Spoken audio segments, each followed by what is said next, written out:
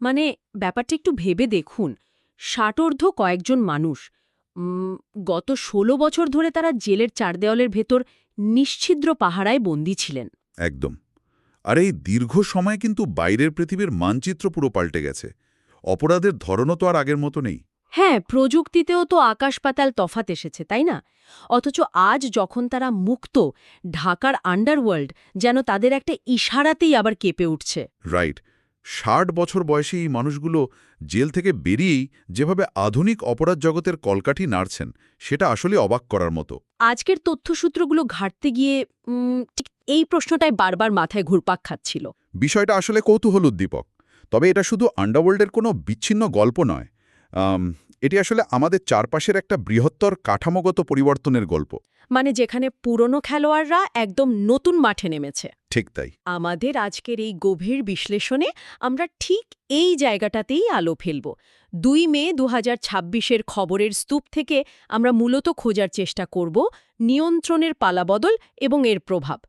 হ্যাঁ, জাতীয় রাজনীতি থেকে শুরু করে ঢাকার অপরাধ জগৎ, মেগা প্রজেক্ট এবং একদম সাধারণ মানুষের দৈনন্দিন জীবনে এই ক্ষমতার শূন্যতা কিভাবে প্রভাব ফেলছে, সেটাই আজ আমরা ডিকোড করব। তো প্রথমেই নিউ মার্কেট এলাকার সেই রোমহর্ষক ঘটনাটায় আসা যাক। পত্রিকার রিপোর্ট বলছে, দিনে দুপুরে শীর্ষ সন্ত্রাসী খন্দকার নাঈম আহমেদ টিটনকে অত্যন্ত সুপরিকল্পিতভাবে হত্যা করা হয়েছে। এবং অপারেশনটা কতটা নিখুঁত ছিল সেটা খেয়াল করেছেন? হ্যাঁ, কিলার বাদল সরাসরি খুব কাছ থেকে টিটনের মাথায় গুলি করেছে, ডাগারি রনি ব্যাকআপে ছিল, আর শাহজাহান মোটরসাইকেলে করে তাদের পালাতে সাহায্য করেছে। একদম সিনেমার মতো। আর এই পুরো কিলিং মিশনের মাস্টারমাইন্ড হিসেবে নাম এসেছে ৯০-এর দশকের আরেক শীর্ষ সন্ত্রাসী পিচ্চি হেলালের। রাইট, কিন্তু এখানেই আমার একটা মারাত্মক খটকা লাগছে। মানে ডিএমপি তো কঠোর নজরদারির কথা বলছে, তাহলে দিনে দুপুরে এত ব্যস্ত একটা এলাকায় এমন একটা নিখুঁত অপারেশন বাস্তবায়িত হচ্ছে কিভাবে? এই কিভাবের উত্তরটা আসলে লুকিয়ে আছে আমাদের সিস্টেমের দুর্বলতার ভেতরে। পুলিশের নজরদারির দাবিটা অনেক ক্ষেত্রেই শুধু দৃশ্যমান টহল বা চেকপোস্টের মধ্যে সীমাবদ্ধ থাকে। মানে রাস্তায় দাঁড়িয়ে থাকা পুলিশ। হ্যাঁ, কিন্তু আন্ডারওয়ার্ল্ডের আসল খেলাটা তো হয় তথ্যের ভিত্তিতে। গত ১৬ বছরে পুলিশ বা গোয়েন্দা সংস্থাগুলোর কাছে এই পুরনো অপরাধীদের বর্তমান নেটওয়ার্ক সম্পর্কে হালনাগাদ তথ্যের ব্যাপক অভাব রয়েছে। আচ্ছা, তার মানে এরা জেলে থাকলেও এদের নেটওয়ার্ক বসেছিল না? একদমই না। তারা জেলের ভেতর থেকেই তাদের যোগাযোগ ব্যবস্থা সক্রিয় রেখেছিল। ও আচ্ছা, বিষয়টা তাহলে এমন নয় যে তারা হঠাৎ করে দীর্ঘ ঘুম থেকে জেগে উঠেছে। এটা কি অনেকটা একটা কর্পোরেট কাঠামোর মতো? হ্যাঁ, চমৎকার একটা তুলনা। মানে কোম্পানি সিইও হয়তো বিদেশে বা জেলে বসে আছেন, কিন্তু বাইরে তার রিজিওনাল ম্যানেজার বা ফিল্ড লেভেলের কর্মীরা ঠিকই কোম্পানির অপারেশন চালিয়ে যাচ্ছে। অন্তর্বর্তী সরকারের আমলে সুইডেন আসলাম, কিলার আব্বাস, পিচ্চি হেলাল বা ফ্রিডম রাসুর মতো শীর্ষ সন্ত্রাসীরা কারামুক্ত হলেন। তারা মূলত তাদের পুরনো চেয়ারে বসে নতুন করে সিইওর দায়িত্ব নিলেন। আর এই ফিরে আসার পেছনের উদ্দেশ্যটা কিন্তু শুধু পুরনো শত্রুতা বা প্রতিশোধ নয়। এর সাথে কি বিশাল কোনো অর্থনীতির ব্যাপার জড়িত? অবশ্যই এখানে একটা বিশাল অর্থনীতির নিয়ন্ত্রণ সরাসরি জড়িত। সেই অর্থনীতির একটা বড় অংশই তো পশুর হাট, রাইট? রিপোর্টে বশিলা গরুর হাটের ইজারা সংক্রান্ত বিরোধের কথা স্পষ্টভাবে বলা হয়েছে। ঠিক ধরেছেন। আসন্ন কোরবানির ঈদে বশিলা পশুর হাটের ইজারা এবং কোটি টাকার হাসিল আদায়ের নিয়ন্ত্রণ কার হাতে থাকবে, মূল লড়াইটা সেখানে। মানে যখনই ক্ষমতার কেন্দ্রে কোনো শূন্যতা তৈরি হয়, তখনই এই ধরনের বিশাল নগদ অর্থের উৎসগুলো দখল করার জন্য এরা মরিয়া হয়ে ওঠে। আর এই পুরো সিনারিওটা ২০০০ সালের সেই কুখ্যাত মুরগি মিলন হত্যাকাণ্ডের কথা মনে করিয়ে দিচ্ছে। জজকোর্ট চত্বরে 7 স্টার গ্রুপ এবং কালা জাহাঙ্গীরের অনুসারীদের মধ্যে সেই খুনোখুনির কথা হয়তো অনেকেরই মনে আছে। কিন্তু তখন তো তাদের বয়স ছিল কম, রক্ত ছিল গরম। সমাজ কল্যাণ ও গবেষণা ইনস্টিটিউটের বিশেষজ্ঞরা বলছেন, এই সন্ত্রাসীদের বয়স এখন ৬০ পেরিয়েছে। রাইট। সাধারণ মানুষ এই বয়সে অবসরে যাওয়ার কথা ভাবে, আর এরা নতুন করে আন্ডারওয়ার্ল্ডের নিয়ন্ত্রণ নিতে নিরন্তর মাথা খাটাচ্ছে। এবং সবচেয়ে আশঙ্কার জায়গা হল, তারা আগের চেয়ে অনেক বেশি পরিণত এবং ধূর্ত। তারা জানে কিভাবে পর্দার আড়ালে থেকে প্রশাসন এবং আইনের ফাঁকফোকর কাজে লাগিয়ে নিজেদের স্বার্থ হাসিল করতে হয়। বাপরে, আচ্ছা, আন্ডারওয়ার্ল্ডের এই মাথাচাড়া দিয়ে ওঠার পেছনে আমরা গোয়েন্দা ব্যর্থতা বা তথ্যের অভাবের কথা বলছিলাম, কিন্তু খোদ আইনশৃঙ্খলা রক্ষাকারী বাহিনীরাই যখন অপরাধে জড়িয়ে পড়ে তখন এই শূন্যতার কারণটা তো আরও পরিষ্কার হয়ে ওঠে। টিভির একটা রিপোর্ট দেখলাম। হ্যাঁ, রামুতে বিজিবির ওই অভিযানের কথা বলছেন তো? হ্যাঁ, কক্সবাজারের রামুতি মুরিচিয়া চেকপোস্টে বিজিবির অভিযানে 20,000 পিস ইয়াবাসহ একজনকে আটক করা হয়েছে। আর চমকে যাওয়ার মতো তথ্য হল, আটককৃত এই ব্যক্তি সাধারণ কোনো মাদক ব্যবসায়ী নন। হ্যাঁ, তিনি 8 APBN-এ কর্মরত একজন পুলিশ কনস্টেবল। সিরিয়াসলি? মানে তার নাম সাজিব বেপারি। তিনি ছুটি নিয়ে কর্মস্থল ত্যাগ করার পর এই মাদকের বিশাল চালানসহ ধরা পড়েন। এটি আসলে প্রাতিষ্ঠানিক অবক্ষয়ের একটা ভয়ঙ্কর দৃষ্টান্ত। একজন পুলিশ সদস্য যার কাঁধে মাদক নিয়ন্ত্রণের দায়িত্ব, সে নিজেই ইয়াবা পাচার করছে। হ্যাঁ, সে যখন নিজেই ইয়াবা পাচারের মতো নেটওয়ার্কের সাথে যুক্ত হয়ে যায় তখন বুঝতে হবে যে সিস্টেমে পচন ধরেছে। এটি শুধু একজন ব্যক্তির অপরাধ নয়। রাইট, এটা পুরো বাহিনীর অভ্যন্তরীণ মনিটরিংয়ের অভাব প্রমাণ করে। একদম, জবাবদিহিতার চরম অভাব। কিন্তু এর প্রভাব তো শুধু বাহিনীর ভেতরে সীমাবদ্ধ থাকে না। যখন সাধারণ মানুষ দেখে যে রক্ষকই ভক্ষক হয়ে গেছে, তখন তো তাদের আস্থার জায়গাটাই ধসে পড়ে। ঠিক বলেছেন। আর এই আস্থার সংকটের সবচেয়ে চরম পরিণতি আমরা দেখেছি ফরিদপুরের নগরকান্দায়। হ্যাঁ, নগরকান্দার ঘটনাটি মব জাস্টিস বা জনতার বিচারের একটি ক্লাসিক অথচ করুণ উদাহরণ। বাংলা টিভির রিপোর্ট অনুযায়ী একটি বেপরোয়া ট্রাকের ধাক্কায় অন্তত 7 জন পথচারী আহত হন। এরপর ক্ষুব্ধ জনতা ট্রাকটিকে আটকে চালক মোহান্নানকে গণপিটুনি দেয়। আর ৪৫ বছর বয়সী সেই চালক ঘটনাস্থলেই মারা যান। এই ঘটনাটাকে শুধু একটা দুর্ঘটনা বা তাৎক্ষণিক ক্ষোভ হিসেবে দেখলে তো ভুল হবে, তাই না? এটা কি আমাদের সোশ্যাল কন্ট্রাক্ট বা সামাজিক চুক্তির একটা বিশাল ফাটল নয়? অবশ্যই, রাষ্ট্রবিজ্ঞান এবং সমাজবিজ্ঞানে এই সামাজিক চুক্তির বিষয়টা খুব গুরুত্বপূর্ণ। সাধারণ মানুষ রাষ্ট্রের হাতে তাদের সুরক্ষার অধিকার তুলে দেয়, বিনিময়ে রাষ্ট্র তাদের আইন ও বিচারিক নিরাপত্তা দেয়। কিন্তু যখন মানুষ দেখে যে রামুতে পুলিশ নিজেই মাদকসহ ধরা পড়ছে, রাইট, তখন তাদের অবচেতন মন এই বার্তা পায় যে প্রচলিত আইন বা পুলিশের উপর ভরসা করা বৃথা। নগরকান্দার মানুষ হয়তো ধরে নিয়েছিল যে এই ট্রাক চালককে পুলিশের হাতে তুলে দিলে সে হয়তো কোনোভাবে পার পেয়ে যাবে। তার মানে সিস্টেমের প্রতি গভীর অবিশ্বাস আর হতাশা থেকেই তারা আইন নিজেদের হাতে তুলে নিচ্ছে। একদম তাই। যখন প্রাতিষ্ঠানিক নিয়ন্ত্রণ দুর্বল হয়ে পড়ে তখন সমাজ নিজেই একটা বিশৃঙ্খল উপায়ে সেই নিয়ন্ত্রণ প্রতিষ্ঠার চেষ্টা করে। আর এই নিয়ন্ত্রণের শূন্যতা যে শুধু রাজপথ বা হাইওয়েতেই সীমাবদ্ধ তা কিন্তু নয়। এটি দেশের সর্বোচ্চ বিদ্যাপীঠের রাজনৈতিক পরিবেশেও ছড়িয়ে পড়েছে। হ্যাঁ, ঢাকা বিশ্ববিদ্যালয়ের ঘটনাটা শনিবার ভোর ৬টার দিকে ঢাকা বিশ্ববিদ্যালয়ের রাজু ভাস্কর্যের সামনে নিষিদ্ধ ঘোষিত সংগঠন ছাত্রলীগের ১০-১২ জনের একটি দল ঝটিকা মিছিল করেছে। কালো রঙের একটা হাইয়েস্ট মাইক্রোবাসে করে তারা আসে, স্লোগান দেয় এবং মুহূর্তের মধ্যে পালিয়ে যাওয়ার চেষ্টা করে। রাজনীতিবিজ্ঞানের দৃষ্টিকোণ থেকে দেখলে এটি মূলত একটি পরিবর্তিত পরিস্থিতিতে নিজেদের অস্তিত্ব জানান দেওয়ার কৌশল। যখন কোনো সংগঠনকে নিষিদ্ধ করা হয় তখন ক্যাম্পাসে একটা রাজনৈতিক শূন্যতা তৈরি হয়। রাইট। তারা মূলত মেপে দেখতে চায় যে এই নতুন ব্যবস্থায় তাদের জন্য কতটুকু জায়গা অবশিষ্ট আছে। কিন্তু ভোর ৬টায় কেন? মানে প্রথাগত রাজনৈতিক কর্মসূচিতে তো মানুষ জমায়েত করে, দিন দুপুরে শক্তি প্রদর্শন করে। এটা তো শক্তির মহড়ার চেয়ে বরং হিট অ্যান্ড রান বা গেরিলা কৌশলের মতো বেশি মনে হচ্ছে। কারণ দিনের বেলায় সাধারণ শিক্ষার্থী বা সাধারণ মানুষের প্রতিরোধের মুখে পড়ার একটা বড় ঝুঁকি থাকে। ভোরবেলায় এই ধরনের ঝটিকা মিছিলের মূল উদ্দেশ্য শক্তি প্রদর্শন নয়। তাহলে উদ্দেশ্যটা কি? একটা ছবি বা ভিডিও তৈরি করা যা দিয়ে তারা প্রমাণ করতে পারে যে তারা এখনও মাঠে আছে। এটি প্রশাসন এবং আইন শৃঙ্খলা রক্ষাকারী বাহিনীর প্রতিক্রিয়া কতটুকু তীব্র তা যাচাই করার একটা পরীক্ষাও বটে। ও আচ্ছা, তবে বিশ্ববিদ্যালয় প্রশাসন কিন্তু এবার বেশ দ্রুতই সাড়া দিয়েছে। হ্যাঁ, প্রক্টোরিয়াল টিম মাইক্রোবাসটিকে ধাওয়া করে।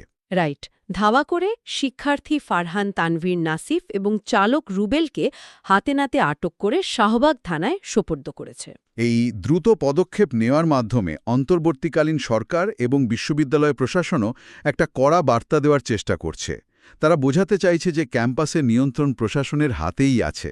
মানে রাজপথের অপরাধ জগৎ থেকে শুরু করে ক্যাম্পাসের ছাত্র রাজনীতি সবখানেই কে নিয়ন্ত্রণ প্রতিষ্ঠা করবে তার একটা নীরব কিন্তু তীব্র লড়াই চলছে। একদম ঠিক। আচ্ছা, রাস্তাঘাটের বিশৃঙ্খলা বা ক্যাম্পাসের রাজনীতির বাইরে গিয়ে যদি আমরা একদম বৃহত্তর পরিসরে বা ম্যাক্রো লেভেলের দিকে তাকাই, সেখানেও কিন্তু এই নিয়ন্ত্রণের প্রশ্নটি অত্যন্ত প্রকট। বিশেষ করে দেশের সবচেয়ে বড় মেগা প্রজেক্ট মানে রূপপুর পারমাণবিক বিদ্যুৎ কেন্দ্রের ক্ষেত্রে। হ্যাঁ, দৈনিক এদিনের রিপোর্টটা আমি পড়ছিলাম। এই প্রজেক্টের অর্থনৈতিক এবং কারিগরি দিকের যে বিশাল চিত্র তুলে ধরা হয়েছে তা রীতিমতো চিন্তায় ফেলার মতো। 1,14,000 কোটি টাকার বিশাল প্রজেক্ট, মানে চিন্তা করা যায়। আর এই মেগা প্রকল্পের 90% অর্থই রাশিয়া ঋণ হিসাবে দিচ্ছে। রাইট। আর এই ঋণ পরিশোধ করতে বাংলাদেশকে সময় দেওয়া হয়েছে 28 বছর। 28 বছরের এই দীর্ঘমেয়াদী ঋণের একটা বিশাল অর্থনৈতিক তাৎপর্য আছে। জাতীয় অর্থনীতির ওপর এর প্রভাব কতটা গভীর হতে পারে তা হয়তো এখনই পুরোপুরি বোঝা যাচ্ছে না। এই জায়গাটা একটু খোলাসা করা যাক। ধরুন 28 বছরের বিশাল কিস্তিতে কেউ একজন একটা বিলাসবহুল গাড়ি কিনল। ডিলার তাকে বলল প্রথম 3 বছর তারা বিনামূল্যে গাড়ির তেল বা জ্বালানিও সরবরাহ করবে। শর্তটা শুনতে কিন্তু দারুণ লাগে, খুবই আকর্ষণীয় অফার। কিন্তু সমস্যা হলো গাড়িটা রাস্তায় নামানোর পর যদি দেখা যায় প্রতি কিলোমিটারে জ্বালানি বা মেইনটেনেন্স খরচ যা হিসাব করা হয়েছিল তা বাস্তবের চেয়ে ডবল হয়ে গেছে। তখন তো অবস্থা খারাপ। হ্যাঁ, তখন এই 28 বছরের কিস্তি একটা বিশাল বোঝায় পরিণত হয় না? অত্যন্ত প্রাসঙ্গিক একটা উপমা। রূপপুর প্রকল্পের বর্তমান অর্থনৈতিক বাস্তবতার সাথে এই গাড়ির উপমাটি একদম মিলে যায়। কিভাবে? শুরুতে এই কেন্দ্র থেকে উৎপাদিত প্রতি ইউনিট বিদ্যুতের খরচ 6 টাকা ধরা হয়েছিল, কিন্তু অভ্যন্তরীণ সূত্রের বরাতে রিপোর্টে বলা হচ্ছে যে প্রকল্প বাস্তবায়নে বিলম্ব এবং আনুষঙ্গিক খরচ বৃদ্ধির কারণে ওই খরচ বেড়ে যাচ্ছে। হ্যাঁ, বর্তমানে সেই উৎপাদন খরচ বেড়ে প্রায় 12 টাকায় পৌঁছাতে পারে। এটি যে কোনো উন্নয়নশীল অর্থনীতির জন্য একটি বিশাল ধাক্কা। কিন্তু এখানে কিছু জটিল কারিগরি বিষয়ও আছে যেগুলো সাধারণ মানুষের বোঝা একটু কঠিন। যেমন রিপোর্টে বলা হয়েছে 164টি ফুয়েল বান্ডেল বসাতে হবে, যার প্রতিটিতে 312টি করে রড আছে। হ্যাঁ, এই কাজটা করতে 30 দিন সময় লাগবে। এরপর আবার ফিজিক্যাল স্টার্টআপ বা পূর্ণ সক্ষমতায় যেতে প্রায় 10 মাস সময় লেগে যাবে। মানে এই মেকানিজমটা আসলে কিভাবে কাজ করে? সহজ কথায় বলতে গেলে ফুয়েল বান্ডেল হল পারমাণবিক চুল্লির মূল জ্বালানি বা শক্তির উৎস। 312টি ইউরেনিয়ামের রড দিয়ে তৈরি এক একটি বান্ডেল অত্যন্ত সতর্কতার সাথে চুল্লির কোরে বা কেন্দ্রে স্থাপন করতে হয়। বুঝতে পেরেছি। এটি একটি অত্যন্ত স্পর্শকাতর এবং নিখুঁত প্রকৌশলগত কাজ। আর ফিজিক্যাল স্টার্টআপ কিন্তু কোনো সাধারণ জেনারেটরে সুইচ অন করার মতো বিষয় নয়। আচ্ছা, এটি হলো সেই প্রক্রিয়া যেখানে চুল্লির ভেতরে প্রথমবারের মতো চেইন রিয়াকশন বা পারমাণবিক বিক্রিয়া শুরু করা হয়। 1% সক্ষমতা থেকে শুরু করে ধাপে ধাপে 100% শক্তিতে পৌঁছাতে অনেকগুলো সেফটি টেস্ট পার হতে হয়। মানে তাড়াহুড়ো করার কোনো সুযোগ নেই এখানে? একদম না। যে কোনো ছোটখাটো ত্রুটিও মারাত্মক বিপর্যয় ডেকে আনতে পারে, যে কারণে এই পুরো প্রক্রিয়ায় 10 মাসের মতো দীর্ঘ সময় নেওয়া হয়। এটা তো গেল কারিগরি নিরাপত্তার দিক। কিন্তু ব্যবহৃত জ্বালানির তো একটা ব্যাপার আছে, তাই না? হ্যাঁ, তেজস্ক্রিয় বর্জ্যের ব্যাপারটা। এই তেজস্ক্রিয় জ্বালানি বা বর্জ্য আন্তর্জাতিক পরমাণু শক্তি সংস্থার নজরদারিতে আবার রাশিয়ায় ফেরত পাঠানো হবে। এর মানে কি আমরা জ্বালানি চক্রের দিক থেকে পুরোপুরি অন্য একটা দেশের উপর নির্ভরশীল হয়ে পড়ছি না? এটা খুব গুরুত্বপূর্ণ একটা পয়েন্ট। এর তো একটা বিশাল ভূরাজনৈতিক দিকও আছে। নিঃসন্দেহে এটি শুধু একটি বিদ্যুৎ কেন্দ্র নির্মাণের বিষয় নয়, এটি একটি দীর্ঘমেয়াদী ভূরাজনৈতিক সিদ্ধান্ত। পারমাণবিক বিদ্যুৎ কার্বন নিঃসরণ কমাবে এবং পরিচ্ছন্ন জ্বালানির যুগে আমাদের এগিয়ে নেবে।